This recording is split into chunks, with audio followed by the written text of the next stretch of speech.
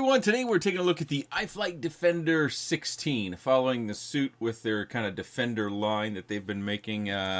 This is the 2.5-inch edition, which I believe they've updated to include GPS on this one. They have a 2-inch version of the Defender as well, so the Defender 20, I believe is what it's called. So a little bit of a bigger platform. I think 2 inch is still compatible inside larger indoor spaces, but in this video, you might have a laugh with me, or maybe kind of at me. Got some crashes to show you. Before we get to the quad, they have updated their charging interfaces to be USB-C, so you can get a large charging brick, like one that iFlight has right there on their website. Plug in 2 of these to get the full speed and wattage out of the charging capabilities of these. This one has a button, as you can hear there. The smaller version does not have a button, and they do have light indicators that indicate how the charging is going. Basically, if it's breathing the green or flashing the green or pulsating the green, however you want to word it, means it's charging, and once it's solid, that means it's done. Real simple operation, and I think that's the draw of these, is how simple it is to not just charge, but also plug in batteries, and also kind of the fit and finish and feel of the iFlight Defender series. These are all DJI O3. Of course, if you pick up one of these, don't forget to pick up a charging block as well as a USB-C cable. All have to meet the standards in order to get the full capabilities out of it. They've gone with the DJI Air Unit Lite. Actually, that's not from DJI. They've made it the light version of the O3 themselves. And I think, I don't know if I can get my camera to show it, but it's something that you may see in the flight footage. I don't notice it, but some of you have very good eyes. It's really hard to show. On this edge of the camera, it seems like there's some sort of coating that's not quite right on my camera. But I didn't notice it in the camera footage, but I wanted to draw it out in case you do see it. Of course, adjustable camera angle here. We've got the naked O3 down here. As far as how naked it is, it's really hard to tell. I didn't tear it apart. I do know Gal Kramer tore his apart, so you might want to take a look at his video to see how far they went. I did tell you about crashes initially. Yeah, I've got some damage up here and up here. The antenna that was glued in popped out. This is Express LRS, but it does come in other versions available in TVS Crossfire. As well as you can get the 686, or excuse me, 868, as well as 915 on Express LRS, or you can just use it with your remote controller too from DJI. The props are described as Defender 16 props on 1002 motors. I'm not sure if I can get enough light to really show you these very well. Kind of nondescript iFlight motors. They didn't really brand them or anything, but they're 1002 14,000 kV motors. The flight controller all-in-one up here is pretty proprietary to this frame, to this design. It is the Defender F411. That's about a $60 flight controller. It does have connectors, so if you do need to replace a motor, you should be able to just do plug and play. No soldering. That's another thing they tout about the repairability of this one, is no soldering. Of course, if you break the frame, you might need to do some gluing like I will. Also, this prop is pretty heavily turned up, and I'm pretty certain I already pushed that down, but I'm getting sidetracked. Let's go ahead and turn it on so that we can show the lights. Press the button once, then press and hold it. Yeah, it's got a beeper. Of course, it doesn't come set up by default with blue. You know, I like blue, so I changed that. So we have lights here. We have lights here. We can change different colors of these lights versus this light. You control this light with this button over here. I'm not going to get into it real deep and do the whole tutorial. This light changes on its own, not programmable. But the button to change these lights around the edges, which you can tell mine is broken over here, is right down in there. It has a whole rainbow of options available to you to change the color to. The iFlight Defender with its battery, which we're going to have to use. Right now it's a 900 milliamp 2S battery. I don't see any other options available. On my scale, it's 127 grams flat. And motor post to motor post, I'm pretty much getting 84 millimeters. Comes with a printed setup guide here for the receiver. And another one for Express LRS. It's a flight warning card. Disclaimer, warranty, all that regulatory stuff. I'm not sure what this is. Everything is in a different language except for the words iFlight, where dreams can fly. We do get an extra set of props, but on my first crash, I lost and broke 3 of them. We got a big, thick prop remover here. I did not end up using this. I just used my fingers and the pull and twist. We get a hex driver as well as a Phillips screwdriver and some tiny little screws. And a full sheet of stickers. It also comes with this case that you can keep your Defender in. This case is used for not only the 16 but the 20 as well. That's why we have these little inserts so that they both fit in there. quite nicely. Before we get started, I am going to be quiet during the first part with full flight audio volume. So you may want to take your volume on your listening device down so that I don't kill your ears, but I do want to make sure that you can hear the props for all they're worth on this inside flight. We'll also have a little bit on the outside flight.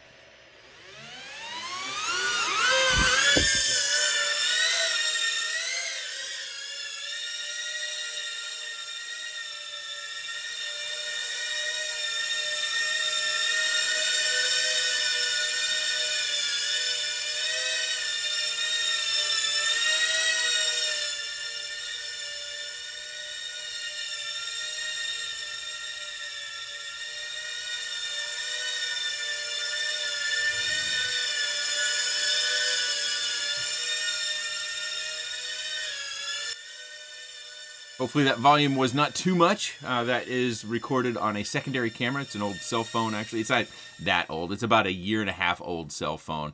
And then I blend in the flight audio. When we head outside, this is where I really like this format. I think it makes the best use of your time because we get to see the indoor flight, which with these really smaller Cinewhoops is kind of their target. But in case you need to fly outside in tight spaces as well, you know, I just fly out my door and then through my backyard. The times where I'm looking at Jello, which this one does not seem to have the capability of mounting an external HD camera, so you're really looking at using the video from the 03 if you're looking at this particular quad. When I fly across the yard and I'm in the sun, kind of as I'm doing across the pool, as well as when I come in and out of the door, take a look at those lines, because those are the lines where I see some jello or some wavy lines. So it's always in the sun indicator, which if we put on an ND filter, it should help to take away that little waviness that we see. It's relatively subtle. Of course, to other people, they may see that those wavy lines is very dramatic. It really depends upon your vision and how sensitive you are to that sort of thing. But I think because it is specific to being outside in the sun, in the bright sun areas, an ND filter, probably an ND8, would take care of that. I didn't have an ND filter at the time that I was doing this flight, so I don't have testing and putting an ND filter on there. Also, putting an ND filter on, you need to make sure it will fit, because the camera is kind of within a housing on the Defender, so you don't want to get an ND filter that, you know, you buy it but you can't apply it, or it doesn't fully seat onto the camera. So something to be aware of. Flywoo does have ND filters. I'm sure iFlight has them as well. iFlight's a big company, or they seemingly are a big company with a whole host of products and features and accessories that they can sell. I think they actually have been making some news recently of one of the bigger companies. By the way, who has anyone heard from Diatone recently?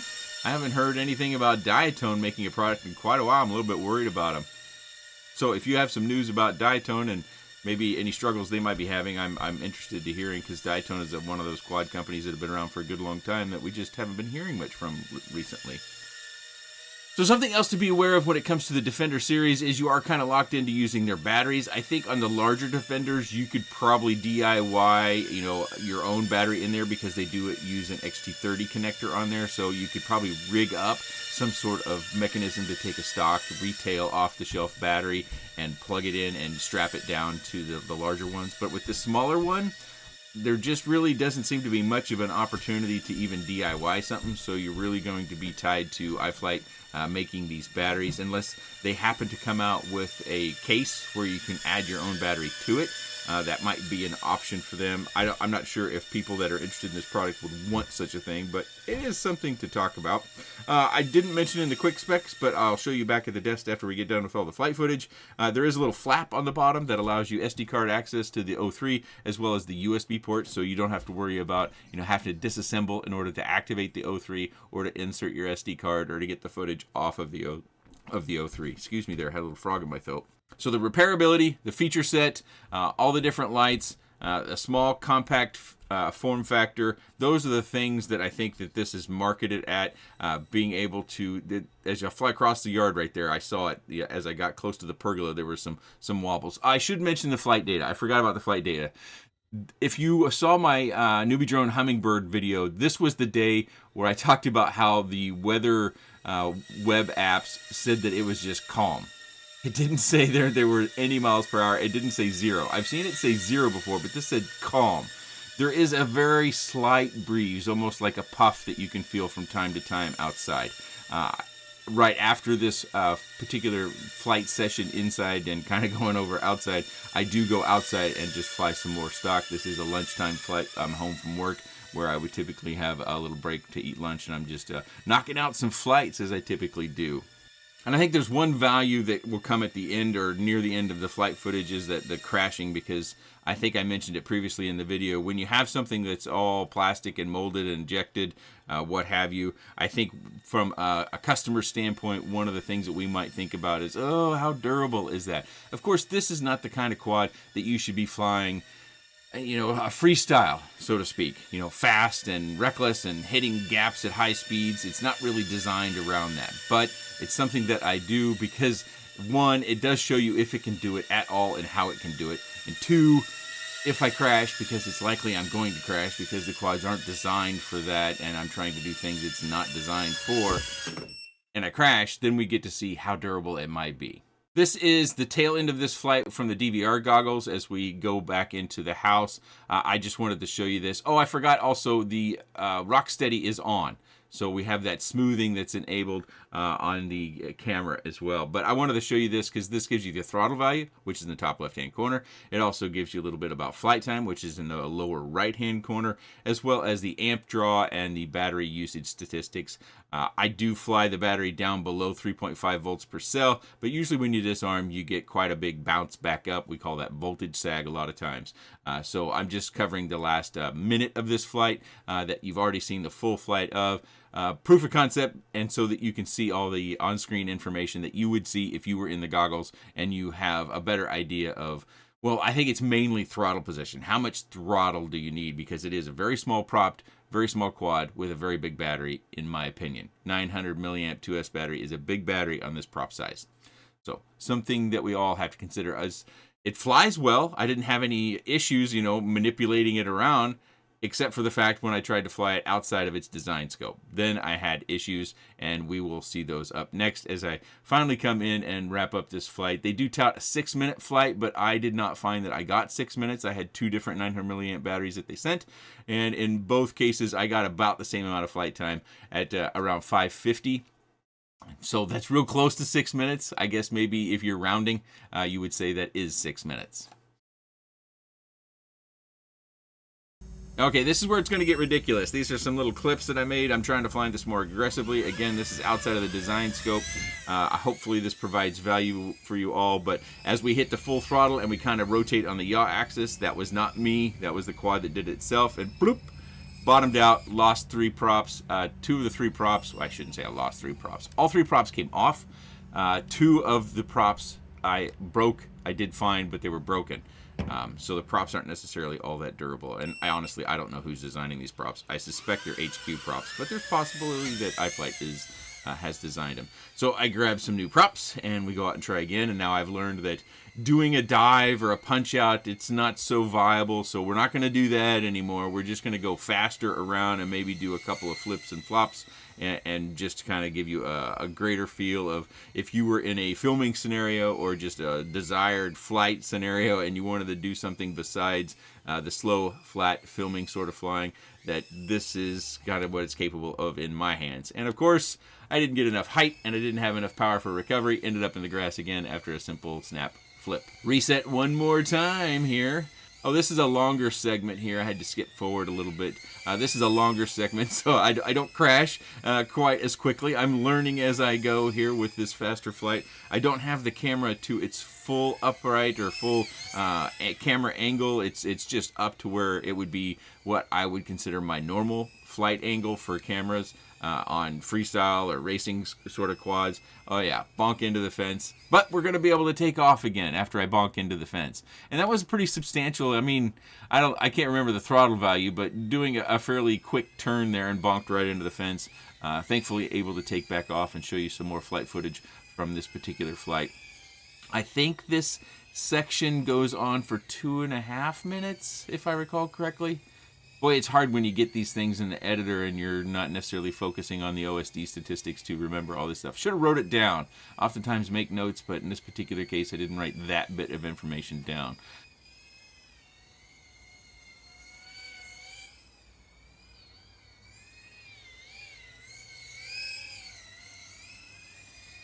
After this flight ends, I've only got one little more flight section to show you. Of course, you're in control. You can move the YouTube slider and just kind of fast forward like a home DVR right to the sections you want to see, and make best use of your time. But for those that want to have all this flight information details, I do try to include it, especially on these sin whoops, because I haven't got any negative feedback. Well, I shouldn't say any. There's been very little negative feedback as far as me flying the sin whoops out of their design scope. I think it adds some value for most people who are looking at these. And maybe they just want to have a laugh at me because it's ridiculous to even try to do this in some cases. But every once in a while, one will surprise us. We'll have a sin whoop like the Oddity RC, that 6S sin whoop. That thing flew great in a freestyle sort of format. So if we don't try, we won't find out. And that's kind of one of the approaches that I like to take. Of course, it takes me a little bit longer. Okay, that flight finally ended. Battery comes way back up after all that throttle usage. 316, I was way off on the flight time. Okay, short section here. This is going to be the final flight where I do incur some more damage. I break up another prop and I break the frame in a couple of spots. Just kind of whizzing it around, giving it another try, using up all my batteries for the day because I do only have 2 batteries. So every time I fly them both and I charge them as we come up to the house here. Oh, yeah, I didn't have as much power as I thought I would, and I banged into the soffit and gutter of the house and then fell to the earth. And that is where I broke things.